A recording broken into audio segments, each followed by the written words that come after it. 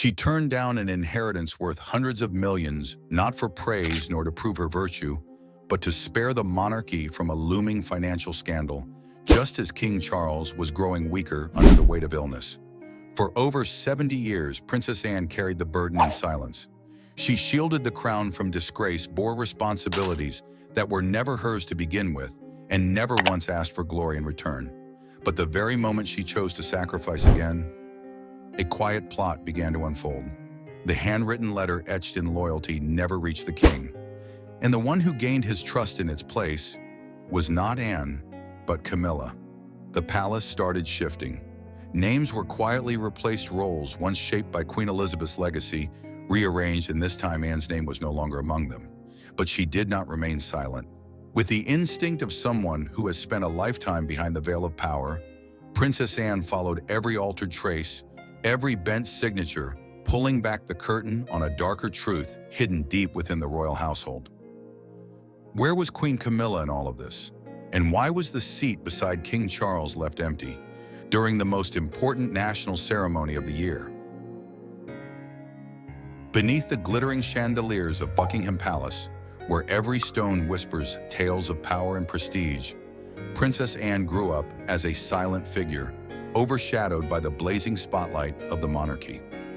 As the second child of Queen Elizabeth II, Anne was born into a world where every gaze was fixed on her older brother, Prince Charles, the destined heir to the throne.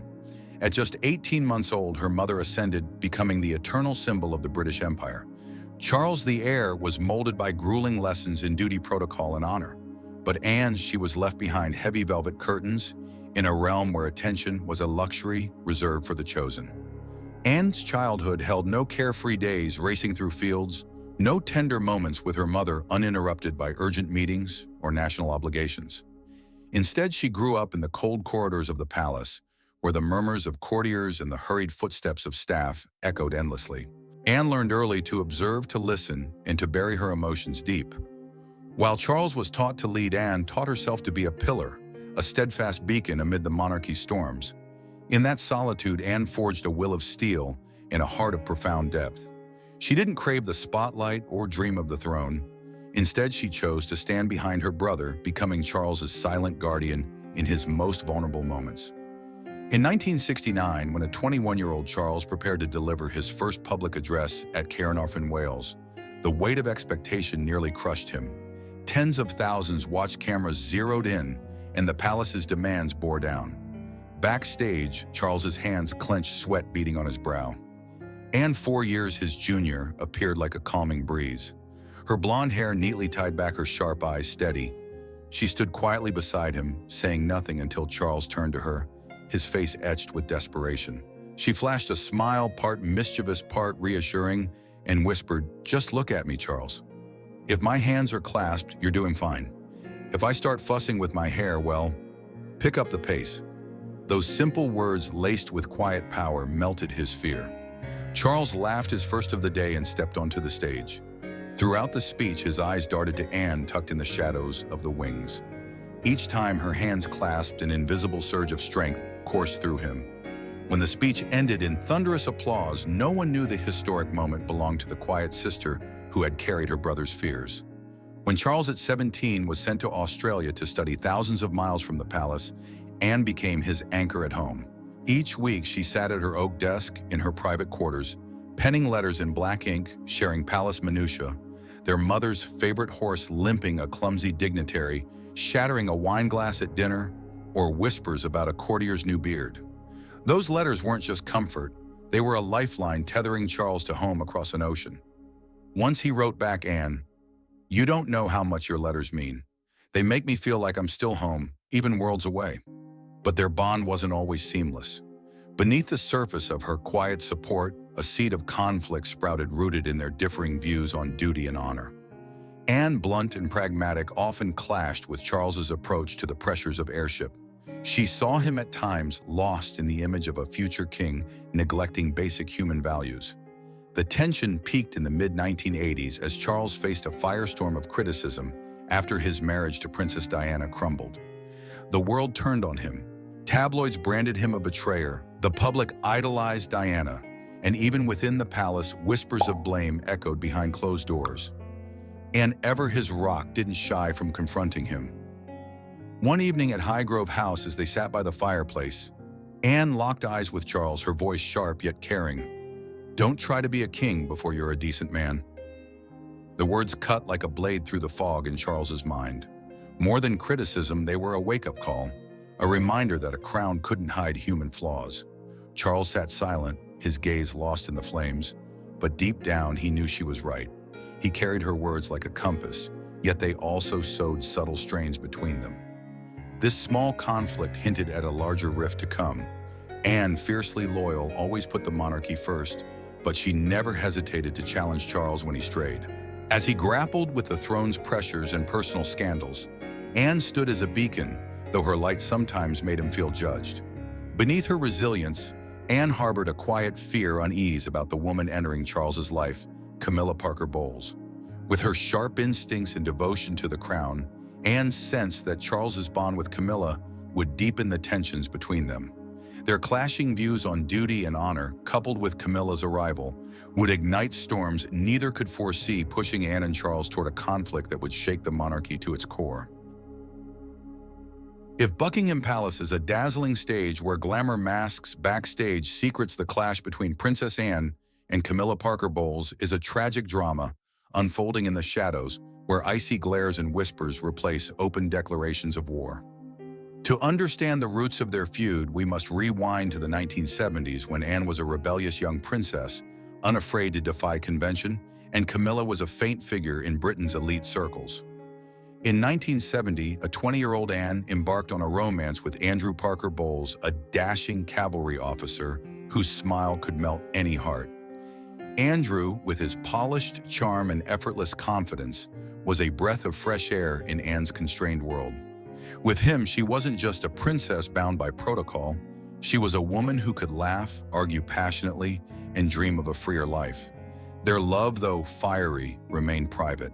Not because Anne feared gossip, but because of insurmountable barriers. Andrew was Catholic, while the royal family by tradition demanded adherence to Anglicanism. Marrying him would mean surrendering her title and privileges, a price too steep even for a woman as fierce as Anne. Though her heart, armored by resolve, burned for him, she knew their love had no future.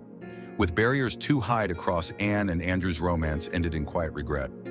Soon after Andrew announced his engagement to Camilla Parker Bowles, a woman Anne not only despised, but saw as the epitome of hypocrisy. To Anne, Camilla was a meddler in others' happiness, especially later in Charles and Diana's marriage. Anne had heard whispers in aristocratic circles. Camilla, despite her early feelings for Charles, in the 1970s married Andrew, but continued her affair with Charles, becoming the third wheel that shattered his marriage to Diana. At a discreet Gloucestershire party, Anne overheard a close friend recount how Camilla deftly manipulated Charles, using his affection to cement her status in high society, even while he was wed to Diana. Anne, who lived authentically, couldn't stomach such scheming. In a rare moment of raw emotion, she told a confidant, her voice bitter, "She loves no one but herself. Stealing others' happiness just to climb higher. I can't respect a woman like that." Camilla's role in wrecking Charles and Diana's marriage left Anne with a deep-seated resentment, though she never voiced it publicly. Years later, when Camilla re-entered Charles's life in the 1990s, Anne wasn't surprised. She'd long seen Camilla's ambition, and her return only hardened Anne's suspicions. One rare evening at Highgrove House, as firelight flickered across Anne's stern face, she confronted Charles, her voice sharp, yet laced with concern. "Camilla will never settle for second place. If you think she'll stay content, you're utterly mistaken about her." Charles, blinded by love for Camilla, dismissed his sister's warning. He believed Camilla brought him peace absent in his turbulent marriage to Diana. But the years proved Anne right. Camilla didn't just enter Charles's life, she gradually controlled key aspects of the monarchy, from backstage decisions to shaping her public image as a queen of the people. When Camilla became queen consort in 2022, following Queen Elizabeth II's death, Anne didn't openly object, but her actions spoke volumes. She maintained a grueling schedule, attending every event from rural ceremonies to global sustainability summits. Meanwhile, Camilla often vanished, prioritizing spiritual retreats at lavish villas or flashy appearances. Anne, with her cool but cutting demeanor, once remarked in a private meeting with royal advisors, "Some think a crown is just for show. I believe it's a burden to carry." The words, though subtle, were a pointed jab at Camilla's apathy, reinforcing Anne's view of royal duty. The tension between the two women peaked in February 2024 when Charles announced his cancer diagnosis. The news plunged Britain into worry, with the public expecting the royals to unite. But days later, Camilla abruptly left London for Italy, citing a spiritual retreat to support the king. The decision sparked outrage. Some pro-royal papers defended Camilla, praising her for maintaining composure in tough times. But most British media and the public didn't hide their disappointment. Headlines questioned why the Queen consort fled at such a sensitive moment. In the palace, Anne's contempt was palpable. When a courtier mentioned Camilla's absence, Anne quipped icily, "Oh, she's quite skilled at resting when there's nothing to support." While Camilla basked in Mediterranean sun, Anne shouldered most national ceremonies. She hosted audiences at Buckingham Palace, represented the royals at memorial events, and personally visited hospitals to uplift medical staff. The public noticed the stark contrast: Anne tirelessly working without fanfare versus Camilla seemingly dodging duty. This divide not only highlighted Anne's devotion, but deepened her disdain for Camilla, whom she saw as the wrecker of Charles and Diana's happiness and a continued fracture in the monarchy. But in the palace's shadows, a darker plot was brewing, one even Anne's sharp instincts couldn't yet detect. A vicious scheme to divide Anne and Charles, exploiting her resentment toward Camilla to erode their trust. The letter Anne wrote to Charles, a testament to her silent sacrifice for the monarchy's honor, would be intercepted, triggering catastrophic misunderstandings. The fallout would thrust them into a storm of conflict, threatening not just their bond, but the stability of the crown itself. In the bleak days of February 2024, as Britain reeled from King Charles's cancer diagnosis, Clarence House simmered with tension. Its marble corridors, once alive with the laughter of royal banquets, now echoed with hurried footsteps and anxious whispers. Amid this crisis, Princess Anne, with her unwavering loyalty and heartfelt sincerity, penned a handwritten letter to her brother, a simple act carrying profound sacrifice. The letter, written on crested royal stationery, bore Anne's elegant yet forceful script, mirroring her character, direct, unpretentious. Alone in her modest Gatcombe Park study under the glow of a desk lamp, she poured her resolve onto the page.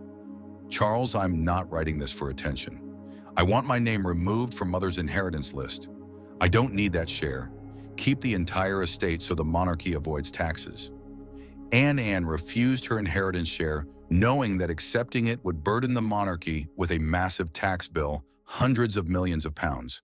By funneling the full estate to Charles, the heir, she leveraged a special tax exemption for royal transfers, preserving funds for public duties and dodging sensational headlines. It was a staggering choice in a royal world where loyalty often hides ulterior motives. Anne, who never coveted the throne or fame, willingly gave up a fortune that would stun most just to protect her family's honor and stability. She sent the letter directly to Charles's office at Clarence House, trusting it would reach her brother as a testament to unity in crisis. But fate, or perhaps calculated hands, intervened. The letter never reached Charles. Camilla's private secretary, a woman fiercely loyal, was tasked with sorting the king's mail. In haste or by design, she misdirected Anne's letter to Camilla. Camilla, with the honed instincts of a palace survivor, saw opportunity. The letter wasn't forwarded. Instead, it was locked away in Camilla's private safe, a dormant weapon awaiting its moment. Within 24 hours, a sinister plot unfurled. A forged letter mimicking Anne's handwriting so perfectly it could fool even those closest to her was crafted. Its contents were a calculated strike designed to stoke Charles's deepest fear: family division. Charles IX can't keep standing on the sidelines while Camilla, a non-blood royal, controls what Mother left behind. "I want the estate distribution reviewed. At the very least, consider fairness within the family." Anne. The fake letter landed on Charles's desk on a dreary London morning as gray clouds loomed. Exhausted from cancer treatments and public pressure, Charles read it in a haze of dread. Each word stabbed at his heart. He couldn't believe it, Anne, his steadfast sister, writing such words. The pain of perceived betrayal, though false, left him trembling. He clutched the letter, his eyes blurred with fatigue and despair. How could he doubt its authenticity? How could he doubt Anne, who had never failed him? Camilla, with decades of practiced subtlety, seized the moment to sow doubt. In cozy Clarence House drawing room chats, she gently alluded to family tensions and the need for unity. Never directly attacking Anne, her words were chosen to amplify Charles's fears. "You know, Charles," she said, her tone warm yet laced with insinuation, "sometimes even those closest to us get caught up in their own agendas." The result was a brutal decision. Camilla suggested restructuring Queen Elizabeth II's memorial trust for financial stability. Charles, drained and hurting, agreed without scrutiny. The outcome: Anne was stripped from several honorary councils she'd served for decades, including the Queen's Memorial Fund, where she'd been a cornerstone, dedicating countless hours to her mother's legacy. Charles believed he was safeguarding his family, sparing the monarchy public feuds. But in truth, he'd unwittingly pushed away his most loyal ally, paving the way for a deeper rift. In the palace, news of Anne's demotion spread like wildfire. Courtiers whispered, staff exchanged uneasy glances. Yet Anne, with her trademark resilience, showed no sign of hurt. She carried on, appearing at events with a steely smile as if nothing had changed. But deep down, she sensed something was amiss, and she vowed to uncover the truth. Princess Anne was no stranger to adversity. Though wounded by Charles's silence, she refused to let emotion cloud her judgment. With the instincts of a woman seasoned by decades in the palace's shadows, Anne grew suspicious. Why hadn't Charles acknowledged her letter? Why had he abruptly removed her from honorary councils without explanation? These questions gnawed at her relentless as waves crashing on a shore. Rather than confront Charles directly, an act that could fracture the monarchy publicly, Anne moved discreetly. She contacted Clarence House's archivist, a loyal man who'd served since Queen Elizabeth II's reign. Through hushed conversations, Anne uncovered a shocking truth. Her original letter was never logged in official records. Instead, a strange copy with entirely different content had been presented to Charles. The forged signature, though expertly mimicked, bore telltale flaws: a slightly off ink stroke and unnatural spacing. Anne didn't rush to act. She knew a misstep in the palace's delicate ecosystem could spell disaster. Instead of exposing the forgery outright, she chose to send Charles a gift, one more powerful than any accusation. It was a recording and excerpt from her final conversation with Queen Elizabeth II in the summer of 2022, weeks before her passing. The exchange took place in a cozy Balmoral room where the Queen sought solace. Anne, with rare vulnerability, visited her mother, bringing wildflowers picked from nearby fields. Mother and daughter sat together, sunlight streaming through windows, illuminating Elizabeth's weathered yet regal face. In the recording, Elizabeth's voice, frail but commanding, carried the weight of a monarch. "Anne, you're the only one in this family who's never asked me for anything for yourself. I've watched you stand behind Charles, behind us, all keeping this family's flame alive. But remember, it's not always those on the throne who hold the kingdom. Some are born to stand behind to keep the fire burning. You are that fire." And her voice, thick with emotion, yet resolute, replied, "I don't want the throne, Mother. I just want the one who sits on it to stay true." The recording was delivered to Charles in a small wooden box with a handwritten note: "You need to hear this." Charles received it on a late afternoon as London's sky glowed crimson. Alone in his Clarence House study, he played the recording, his hands trembling. As his mother's voice filled the room, he was transported back to days when Elizabeth was the family's rock, and Anne his unwavering support. When Anne's voice rang out raw with love and devoid of calculation, Charles broke. He slumped over his desk, tears streaming down his face. For the first time in months, he saw the truth. He'd been deceived, not just by Camilla, but by his own fears of family discord. The forged letter, Anne's silence, his hasty decisions, it all crystallized as a chain of agonizing mistakes. The next day, Charles convened the Royal Council, a rare meeting reserved for grave matters. In Buckingham Palace's wood-paneled chamber, before senior advisors and royals, Charles stood, his voice trembling, yet resolute. "I've made a mistake. Anne is the one who's never asked for anything from the throne. She's sacrificed more than any of us, and I let misunderstandings obscure her loyalty. Anne isn't just my sister, she's perhaps the only one worthy of the throne if we ever falter." The words, though private, rippled through the palace like a tidal wave.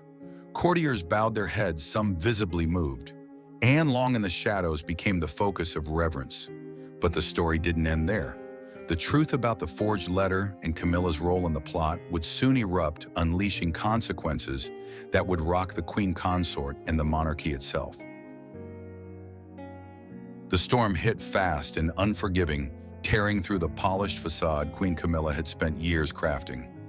Weeks after Charles's emotional address to the royal council, where he admitted his error and praised Anne's loyalty, cracks deepened in Camilla's public image. The public, already incensed by her ill-timed Italy trip post Charles's cancer announcement, grew angrier as palace secrets spilled into the open. The fatal blow came from The Telegraph investigation, exposing the shocking truth about the forged letter that drove a wedge between Charles and Anne. A tenacious reporter known for unearthing royal scandals spotted irregularities in the signature on the letter presented to Charles.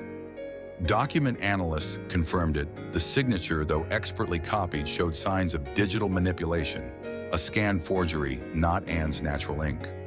The revelation detonated like a bomb. The public, already skeptical of Camilla since her Italy escape, began piecing it together. Whispers of a palace conspiracy roared into a public outcry, with one question echoing everywhere. What did Camilla know about this deception? The royal council, sensing the escalating crisis, called an emergency session in Buckingham Palace's opulent chambers. The air was thick with tension. Camilla entered dressed in a tailored navy gown, her face composed, but her eyes betraying unease. Facing piercing stares from advisors, she had to answer for grave accusations, the forged letter, interference with Anne's correspondence, and suspicions of manipulating Charles. Camilla's defense, meticulously prepared, rang hollow. She denied involvement, claiming the letter's mishandling was the fault of an overzealous aide acting without her consent. "I've always served the crown with utmost dedication," she declared, her voice firm but empty. Her words couldn't quell the storm. Hours after the session, Camilla's private secretary, a woman loyal for over a decade, abruptly resigned, citing personal reasons. The move only fueled the fire. The press pounced and public trust in Camilla crumbled. In the palace, the resignation was seen as a tacit admission, a sacrificial pawn, to shield Camilla from direct blame. But it was too late. The damage was done. The consequences for Camilla were swift and severe. The royal council, under pressure from the public and internal factions, stripped her of oversight of Queen Elizabeth II's memorial trust budgets. This role, once a symbol of her influence, let her shape the late queen's legacy. Losing it was a public humiliation, a clear sign her power was waning. Further, her authority to appoint staff to major royal charities was suspended for 6 months, an unprecedented blow in modern royal history. The message was unmistakable. Camilla's judgment was no longer trusted. As Camilla's star dimmed, Anne's shone brighter. Organizations once cozying up to Camilla pivoted. Save the Children, the National Maritime Rescue Institute, and heritage councils quietly invited Anne to serve as honorary advisor. These weren't mere gestures. They were deliberate realignments, recognizing Anne's tireless dedication. The public noticed, and social media campaigns hailed Anne as the monarchy's unsung hero, a stark contrast to Camilla's perceived negligence. Though still queen consort, Camilla found herself isolated. The palace, once her stage for carefully choreographed appearances, became a maze of sidelong glances and hushed talks. She attended fewer public events, citing health concerns, but the excuse felt flimsy. The truth was undeniable. Camilla had lost what no royal can afford: to lose the trust of those she serves. Meanwhile, Anne, with her unyielding loyalty and resolve, emerged as a beacon of hope, setting the stage for a dramatic shift in the royal hierarchy. After the scandal, Princess Anne didn't retreat into the shadows as some might have expected. Instead, she stepped forward with a quiet but unyielding presence, as if declaring that her loyalty to the crown needed no title to shine. The void left by Camilla's fall became Anne's chance to reaffirm her role, not as a power grabber, but as a steadfast pillar in a monarchy battered by controversy. When the Royal Council suspended Camilla's role in the Elizabeth II Memorial Trust, Anne didn't gloat or rush to fill the gap. Instead, she turned her focus to organizations tied to her mother's legacy, accepting advisory roles with St. John Ambulance, Save the Children, and the Commonwealth War Graves Commission. These were duties she'd quietly served for decades, often standing in for her mother during Elizabeth's reign. To Anne, they weren't stepping stones to glory, but sacred responsibilities, a continuation of her lifelong work. Her public appearances became master classes in understated authority.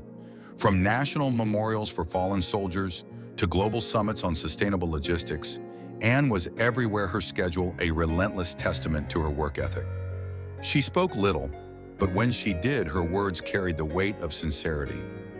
At a Birmingham conference, as cameras flashed and reporters leaned in, she was asked about her role amid the monarchy's turmoil. Her response was pure and brief, profound, and devoid of ego.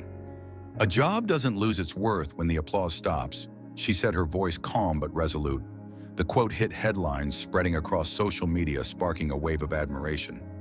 To a public weary of royal drama, Anne's steadiness was a breath of fresh air. They dubbed her the Shadow Sovereign, a title not just of praise, but of recognition for a woman who'd served without seeking glory. The true test of Anne's rise came at the June 2025 Trooping the Color, a tradition steeped in symbolism. All eyes were on the royal carriage as it approached Buckingham Palace. The public hoped for a united front, Charles frail, but resolute, flanked by Camilla and Anne, a trio signaling stability. But when the gilded carriage doors opened, only Charles and Anne emerged. Camilla's absence, unexplained by any official statement, hung like a cloud. The crowd buzzed, reporters scrambled, but the palace stayed silent. Anne, in her ceremonial role as gold stick in waiting, the symbolic guardian of the monarch's safety, followed Charles with stately grace. Her uniform, adorned with medals earned over years of service, gleamed in the summer sun. As Charles ascended the dais, his gaze flicked to the seat on his left, the place of honor for a senior royal in the ceremony. It was empty. Camilla, for reasons known only to the inner circle, was absent. Anne stood quietly, her posture rigid, her sharp eyes fixed ahead. The moment was seismic, though unspoken. For the first time in nearly a year, Charles publicly positioned Anne in Camilla's place at a state event. No explanation, no press release. But to those versed in palace dynamics, it was a clear choice. Charles had chosen Anne, his loyal sister, to stand by him in the nation's most critical moment. That evening, at a private Clarence House reception, candlelight danced across ancestral portraits. Charles stood in the center, raising a glass. His eyes locked on Anne. His voice, weary from illness, brimmed with emotion. "Thank you for not walking away even when everyone thought you should." He said, a belated apology and a profound acknowledgement. Anne, with a rare smile, replied, "I always finish what I promise to do." Those words, soft but unwavering, closed a turbulent chapter in royal history. Princess Anne, the girl without a childhood, proved that loyalty and service need no crown to shine. In the palace's shadows, she was the flame that never faltered, a flame even the throne bowed to in awe.